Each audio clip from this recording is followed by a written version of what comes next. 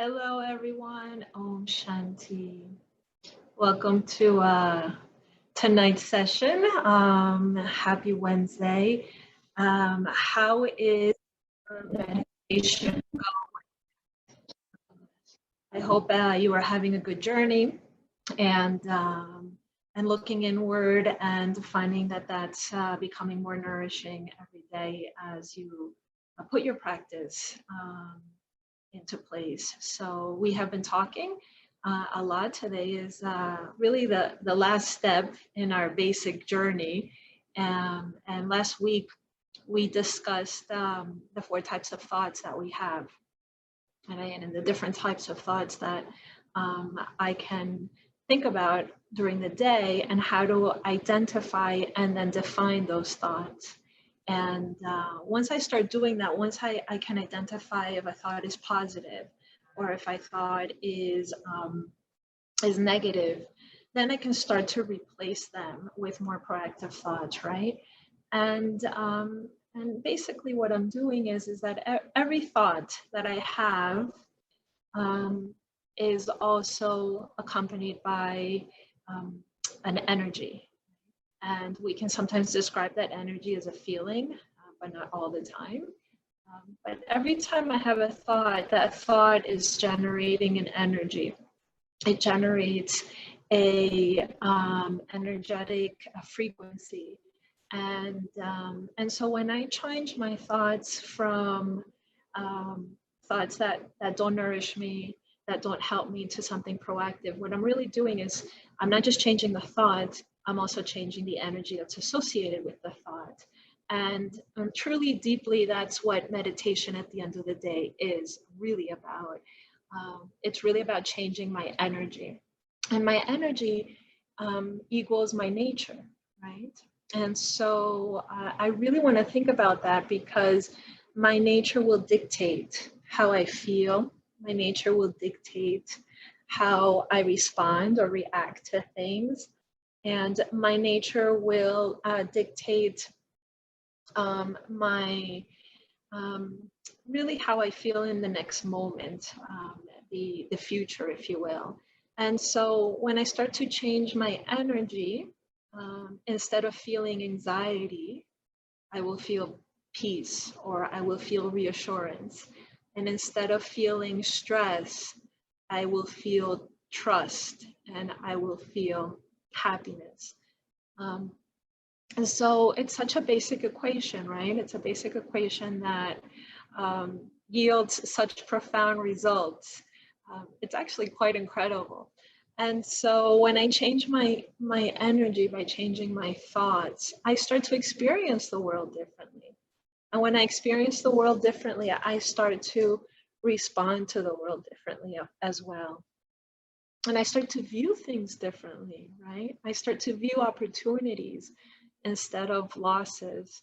And I start to view what I can get out of a situation instead of what the situation is taking away.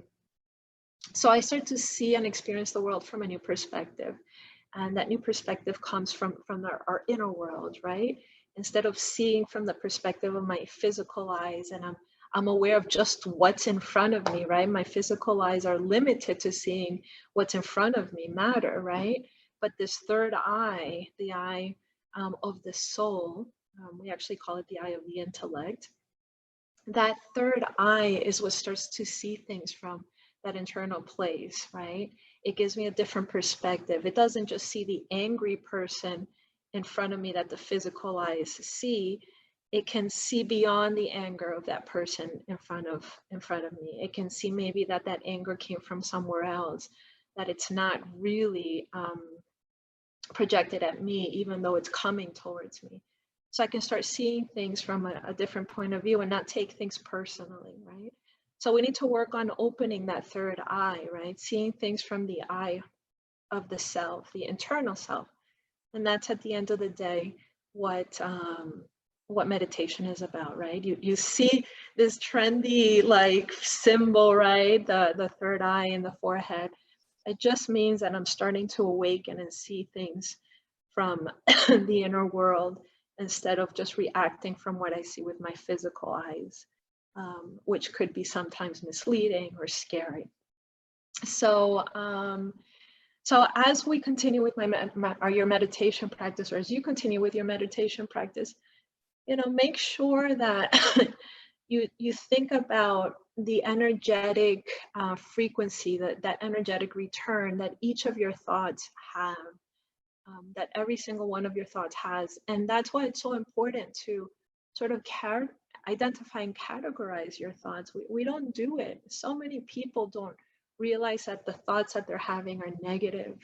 They think that they're entitled to have those thoughts. And so they don't equate it to negativity. They don't equate it to an imbalance. So really try to, moving forward, to define your thoughts, categorize them, see if they're good for you or not, right? Because each one will have that energetic feedback and that energetic component that's associated with it, and that's what you want to change at the end of the day, right? So keep at it. We'll continue to talk on Wednesday nights.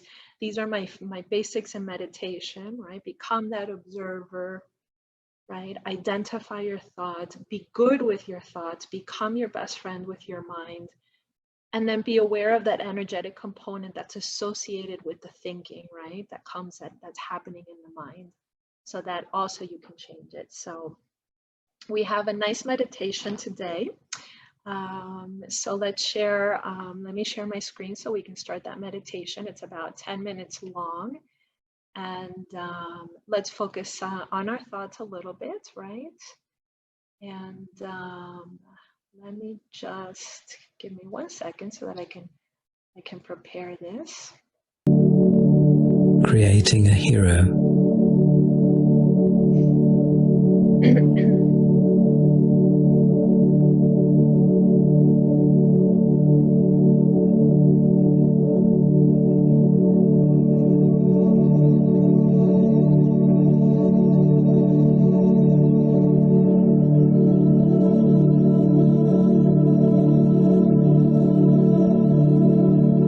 I quieten down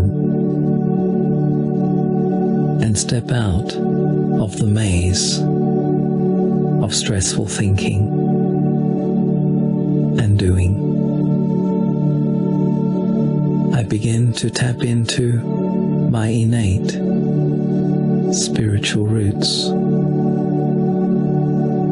Roots that are sometimes used, but also very often forgotten, because the dragons of doubt, of anger, of worry eclipse them. I decide to become stronger. I decide to direct my life as I wish. I decide to choose a better way to live. I realize that I can conquer the dragon of fear, who seems to wait in so many corners of my life. I use the weapon of wisdom, the weapon of determination.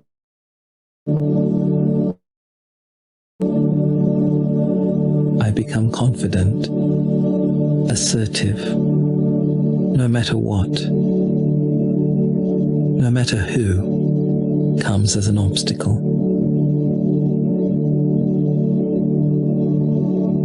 I will not be submissive or intimidated by anything or anyone fearful, angry, or pessimistic. I understand I have the power of both self-respect and peace to deal with any situation, any person. In my awareness, I remember always my original roots,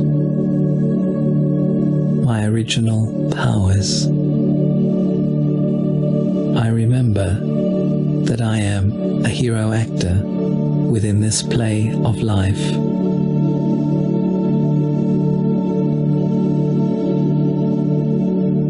According to time and destiny, I have the right to be here and to express what I am. No need to fear the lack of approval of others. No need to fear rejection or criticism. Let me understand and simply have the courage to do. And through the doing, through the action, I learn what I need to learn. I achieve what I have to achieve.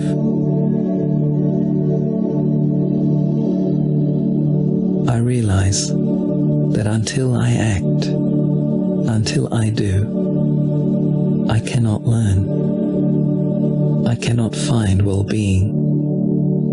I cannot find fulfillment. I cannot have victory over the obstacles.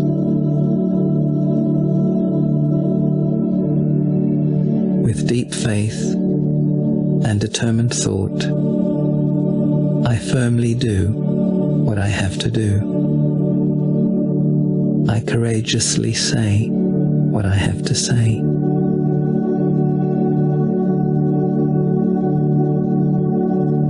Gradually, I realize that my greatest weapons to conquer any dragon, whether doubt or fear or passivity, are peace, trust, and especially the power of decision.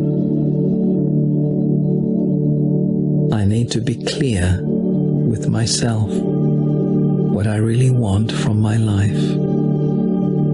And then next, I choose and decide the course of appropriate action, giving permission to myself to make mistakes, but being willing to learn at every step. I, the hero of this moment, I do not lose my balance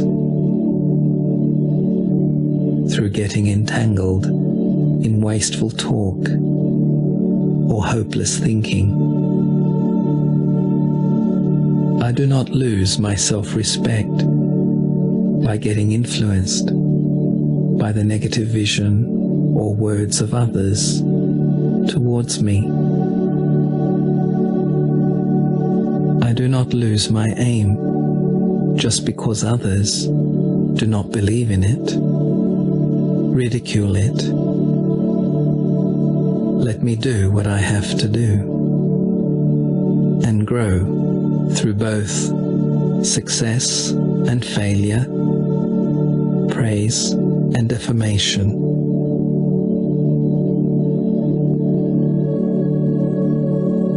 Out of fear, I must not become rigid. Let me remain flexible, tolerant, and open. Out of anger, let me not become hard and stubborn, but keep peaceful and respectful to all. Out of selfish ambition, let me not become calculating and ruthless, but maintain a respect for the rights of others. Out of insecurity, let me not be lost in comparisons and competitiveness, but value the uniqueness of each one and of the self. These heroic gestures in each moment of each day conquer all the dragons. No crisis is so huge, nothing is that bad that I, the hero, cannot face and transform. I can transform it. Always I can. Because from my spiritual roots, my soul self, I will always find the resources to meet the needs and challenges of living. I always can connect to the divine source, to the divine friendship. I can take that power, I can take that blessing, which makes my task easier and more successful. That divine friend that believes that I can be that hero, the hero that creates the well-being not only of the self, but of others.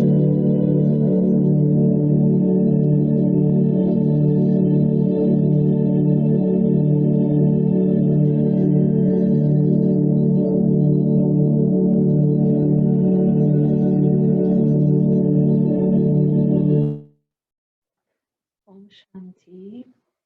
So it's a beautiful commentary from Brother Anthony, and reminding us that we have to be our hero, our own hero. Beautiful journey. So go out there, become your own hero, become the hero that conquers your own mind, become the hero for your mind. Your mind will thank you, and do it step by step, little by little, one thought at a time. And next week we'll come up with we'll start a whole new topic. But enjoy these meditation basics. Have patience, and a little secret out there. These are actually not basic at all. They are